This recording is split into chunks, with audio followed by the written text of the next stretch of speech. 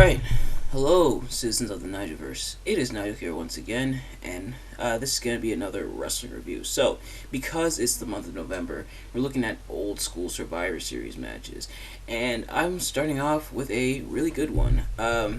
This is going to be the 5-on-5 match from Survivor Series 2005. So, first of all, I should preface by saying, as always, I'm not professional, not a professional wrestling analyst or reviewer or anything like that. Just a man who enjoys a good time and a man who definitely loves pro wrestling. And I really had a good time watching this match. This match was actually recommended to me by my friend Steve, so go check him out on YouTube at Plax TV and Twitch as well on Plax TV. He's really awesome, and he recommended this match to me. He told me to look at it, and he also wanted me to look at some of the lore surrounding this match and how this match came to be and everything. And that is exactly what I did, and I found some interesting stuff.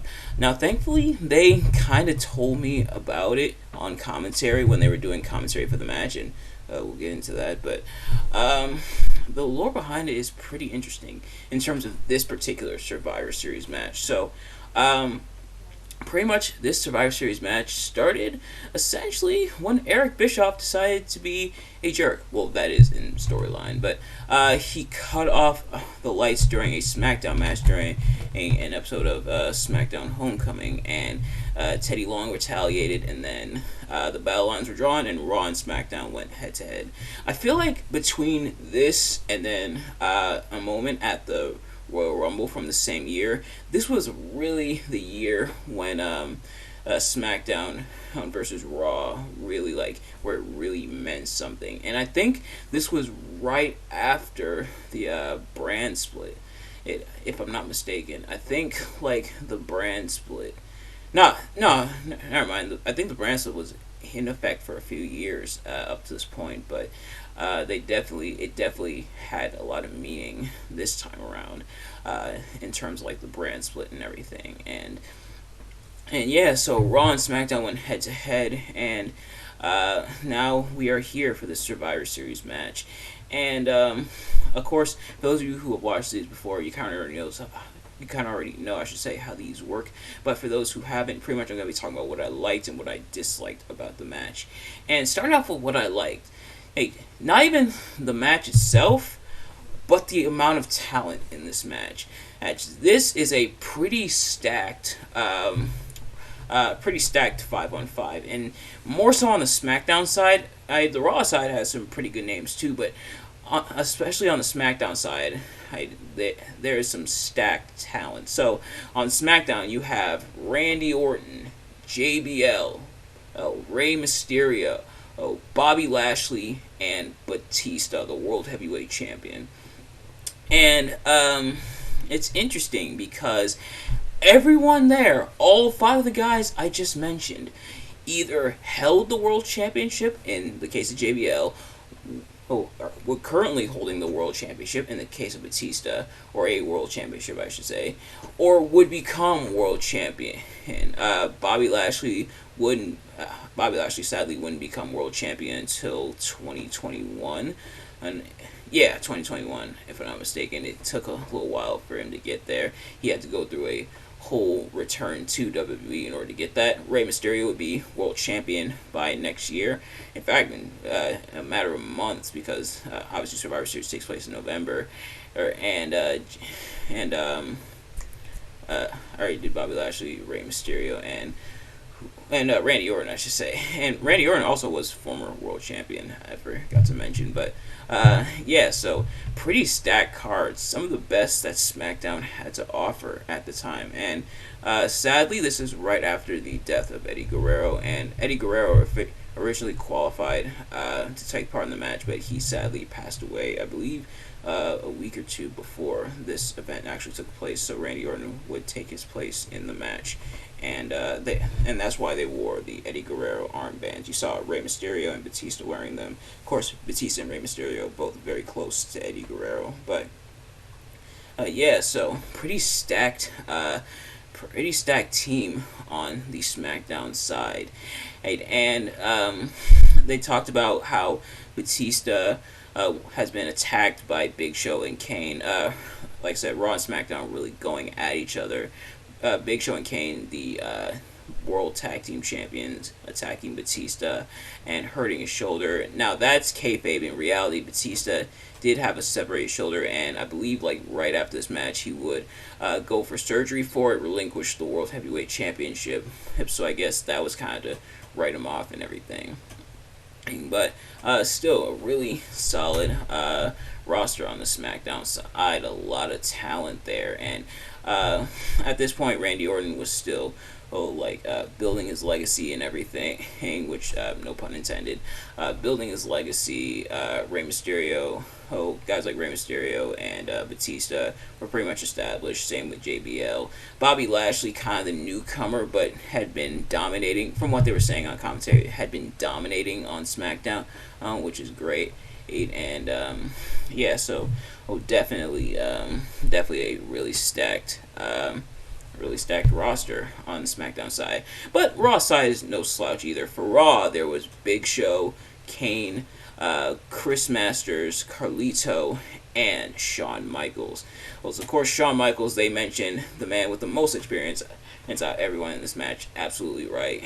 Hey, of course, Shawn Michaels, the legendary Heartbreak Kid, the showstopper, here leading Team Raw. And you had the World Tag Team Champions, Big Show and Kane. And then you had Chris Masters and Carlito, who were still relatively new at this point. And, of course, former world champions on the side, Shawn Michaels, Big Show, and Kane. And Carlito and Chris Masters, although they never won the world championships, they did get some decent exposure. But those are two guys who a lot of people say probably should have been world champions. And I remember kind of liking both of them. Like, for the most part, their in-ring work and everything. Carlito, of course, very cocky, very arrogant and everything, but made it look cool. And Chris Masters definitely had the physique and the look of at least like a future world champion. Of course, this was when Chris Masters had the Masterpiece gimmick, which is pretty similar to like Lex Luger's narcissist gimmick from back in the day, but I think it's pulled off really, really well. Definitely the chiseled physique, and I remember vividly with Chris Masters, his entrance video showing like the marble statue, and then you see the physique of Chris Masters. Dude definitely got on muscles. The trend of Vince McMahon and his muscular men continues, and if you know, you know. But sadly, the Raw side not quite as stacked as the SmackDown side, but they were still pretty good roster, and I do like how both sides had really good rosters and everything, and a lot back and forth. A bit surprising with the eliminations. I was surprised at probably not Batista, because he was hurt with the shoulder and everything, so they probably got him out early, but they did make him look strong in his exit, with it taking some cheating and both Big Show and Kane doing the double choke slam to take him out. And but I was also surprised that Lashley was the first to go on the SmackDown side, but I guess I get it, because like he's like the newcomer and everything. But the final two for Raw, it was Shawn Michaels, who came back from a bit of a deficit. Took out Rey Mysterio in a really cool counter. Rey Mysterio came off the ropes, Shawn Michaels in with Sweet Chin Music, and then he also took out JBL with Sweet Chin Music. So it was down to Shawn Michaels from Raw, Randy Orton from SmackDown. JBL distracted Shawn. Randy hit the RKO. JBL came in with the chair to try to hit Shawn. Shawn ducked out of the way. Sweet Chin Music, Randy Orton RKO takes out Shawn Michaels to win. And then the Undertaker shows up, and this was, as soon as I saw the casket and Randy Orton like freaking out, I already knew. Yes, for those of you who've seen that meme of Undertaker coming out of the flaming casket and Randy Orton looking like mortified and scared and everything, this was it. This was the origin of the meme. As soon as I saw it, my eyes lit up like a kid on Christmas. I was like, oh, yes, this is it. Oh, this is where the meme is from. And yes, it was. Undertaker comes out of the flaming casket. The lightning strikes the casket. Undertaker's had quite the habit over the years of having lightning strike something. And I remember also at the Royal Rumble in 2006, which only a couple months after this match, Undertaker did the lightning while Kurt Angle was in the ring with the World Championship and the ring collapsed. Undertaker, around this time, man, did he love his lightning. But lightning struck the casket. Undertaker walked out. Randy Orton and looked scared. He looked mortified. And I guess that was like the continuation of one of the bigger and honestly better feuds of 2005, Randy Orton versus The Undertaker, starting at like WrestleMania 21, and then they faced off the previous month, as they allude to on commentary, at No Mercy, if I'm not mistaken. I believe was the October pay-per-view around that time, but Randy Orton and Undertaker continuing that rivalry.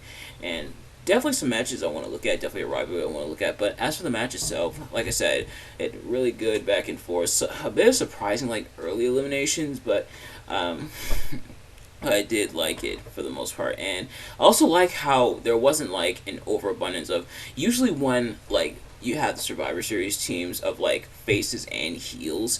Those, in the case of, like, both teams, where, like, on SmackDown, the faces were, like, Rey Mysterio and Batista, and I believe Bobby Lashley was a face at the time. But then you had the heels like JBL and Randy Orton. And then on the Raw side, I think literally everybody was heel except Shawn Michaels. Shawn was the only face on that team. Normally when it's like face and heel and everything, they're like a lot of bickering, a lot of squabbling and everything. Not a whole lot of that. Both teams were for the most part on the same page, which may be a bit jarring, seeing like other Survivor Series matches where the team's like squabbling and everything. But it was also really refreshing to see that they're not like arguing and bickering and everything. The bickering would come later, and we'll get to that. But to see the wrestlers themselves not arguing and bickering among each other and not like trying to cost each other the match, sometimes that is pretty interesting and entertaining, though. Such as like in 2016 when Dean Ambrose cost AJ Styles and caused him to get eliminated at Survivor Series, and they did the little mini Shield reunion where they triple powerbombed AJ Styles to the table while Dean and AJ were feuding. And I get some people don't like how feuds are put on hold so that they could have the whole brand versus brand stuff at Survivor Series. But at the same time, it is a bit refreshing to see them actually being on the same page, just saying, you know what, for one night, let's put our differences aside and let's just battle it out with the other side. We gotta take them out. We can fight with each other later, but we gotta take out that other team. And that, I think, is really well done. It was really well done here. And and also, like I said, the amount of talent in the ring, even though not all of them would go on to be world champions, some of them were world champion already, some would go on to be, but although not all of them would go on to be world champion, and by that I mostly mean Carlito and Chris Masters. In fact, I completely mean Carlito and Chris Masters, but still, really good talent in the ring. In terms of what I didn't like about the match, there were like two major things that I didn't like about the match. First of all, there was some weird cuts. I watched this on Peacock. That's where the WWE Network is, at least here in the United States, is through Peacock. And there was some like moments where it would like fade to black and everything, but then go back. At first, I thought it was commercial cuts, and I was a bit surprised. I'm like, wow, I'm surprised there's not really like. I'm surprised there's commercials on pay-per-view. I've always felt like commercials on pay-per-view has always been kind of weird. Pay-per-views, I feel like only save commercials for in between the matches. Don't interrupt the match themselves with commercials like they do on like regular Raw. And I get that's mainly like free TV, but you still want them to buy stuff. But with like, I feel like with pay-per-view, it's a pay-per-view. They're watching the pay-per-view. You already got their money, but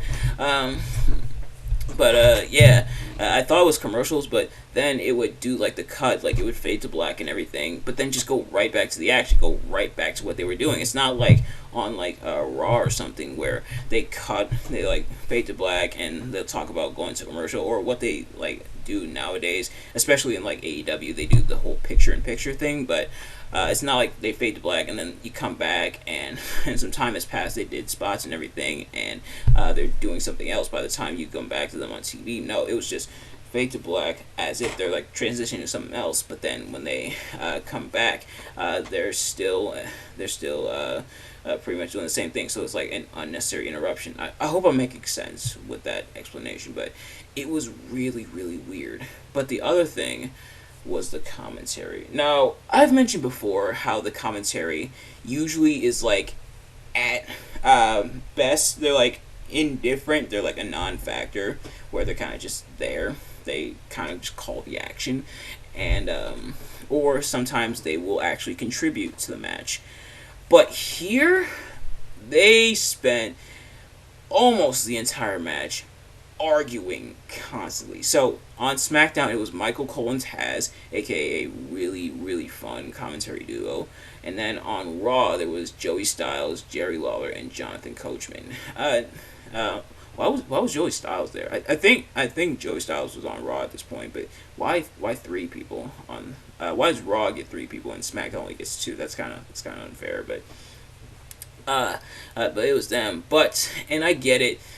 Raw commentary team versus SmackDown commentary team. There's gonna be some arguing, but they spent almost the entire match arguing, and like I was so tempted to put the match on mute because they were arguing so much and they were like bickering so much on commentary. They were like all this arguing and stuff about, oh, my brand's better, or no, my brand's better, your brand sucks, oh no, your brand sucks. Like, hey, that stuff really, really got annoying, and it got really, really obnoxious. And sadly, arguing on commentary is nothing new.